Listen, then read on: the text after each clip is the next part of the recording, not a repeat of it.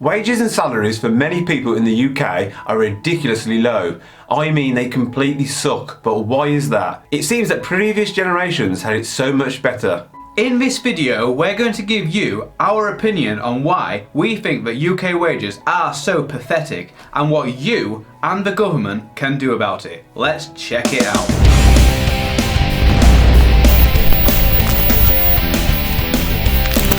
Welcome to Money Unshackled, the investment channel that sets you and your finances free.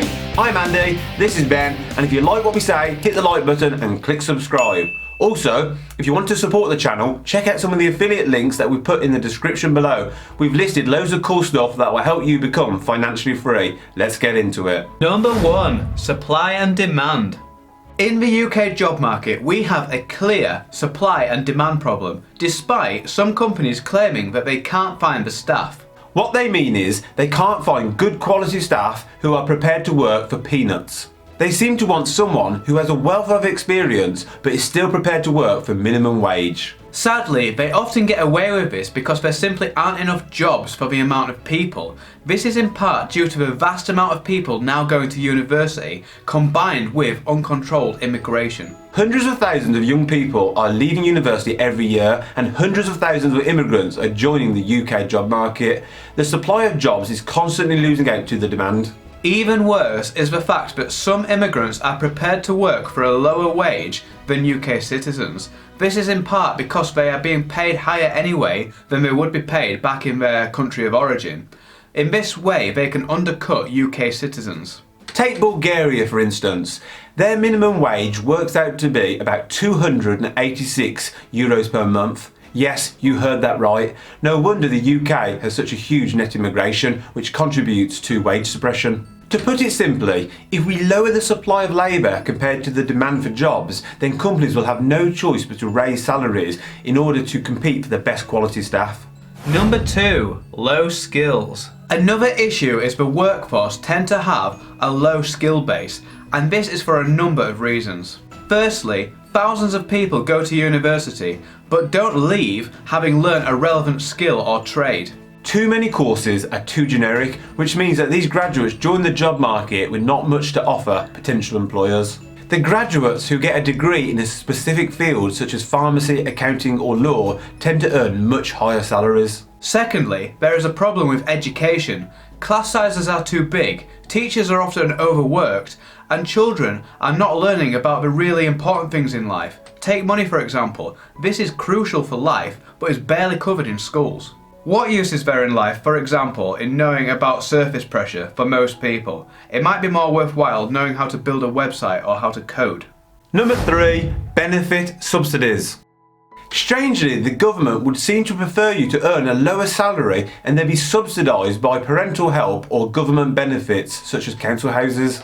If companies cannot pay a real living wage to its staff, then we think that those companies have no right to continue to operate. If the government has to subsidise those workers' pay with benefits, then those companies are not financially viable and they are not benefiting our country. The minimum wage is set below what is considered by many to be the minimum to live on. The Conservatives in government have been steadily increasing the minimum wage over the years and lowering taxes to those who earn the lowest, and yet more could be done. Some people who believe in market forces do not think that there needs to be a minimum wage at all. And yet, in our current system set up as it is one thing that could be increased in order to relieve some of the pressure for those at the bottom. Oh, and don't get confused with what the government are referring to as the national living wage. This is not the real living wage, which is set out by the Living Wage Foundation. Number 4, risk and return. Understandably, owners of businesses should be rewarded as they take on all the risk. In many cases, they take on a lot of debt and risk in order to get the business off the ground. It is only right that they should be rewarded if their businesses bear fruit. We are both capitalists at heart and believe that risk should be rewarded, but the wealth of the uber rich is now significantly out of whack with everybody else. Listen to this unbelievable fact from Oxfam. The world's richest 26 people own as much wealth as the poorest half of the world.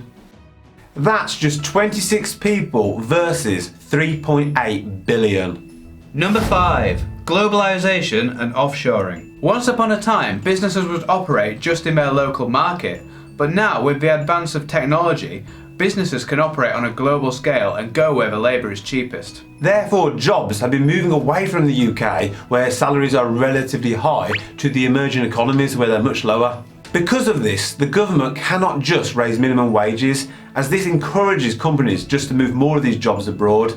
This is not an easy problem to fix. So, what can the government do about it? Well, one thing is that the minimum wage could rise, but as we've just said, this cannot be done too quickly because we are now operating in a world economy. There are also other wider economic factors to think about when you're contemplating raising the minimum wage. If you were to raise the minimum wage to some huge amount, say 30 grand, then the majority of the country would be on the minimum wage. Everybody would be equal, and everybody would be able to afford the same things and be equally poor as a result. Inflation would simply rise to meet the minimum wage. As a country, we need to compete based on knowledge and expertise. Schools and the national curriculum need to improve, and universities need to be more relevant so they offer better education at more affordable prices. Schools need to ensure that the kids are learning stuff not based on what skills were needed 10 years ago, but what's needed 10 years in the future. They also need to encourage an entrepreneurial mindset by lowering taxes to allow new business startups to get off the ground. This will boost the economy and create jobs, which in turn will lead to higher wages. And what can you do about it? You need to educate yourself to increase your salary potential. You can learn skills online for free or very cheaply. Check out a website called udemy.com, which offers excellent courses for rock bottom prices.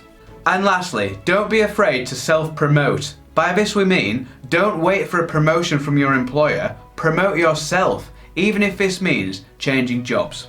Question of the day: what did you do to improve your pay? Let us know in the comments section. Thanks for watching. On this channel we talk a lot about personal finance, investing and all things money. And if you want to see more great content, please click the subscribe button below. This is Money Unshackled. See you next time.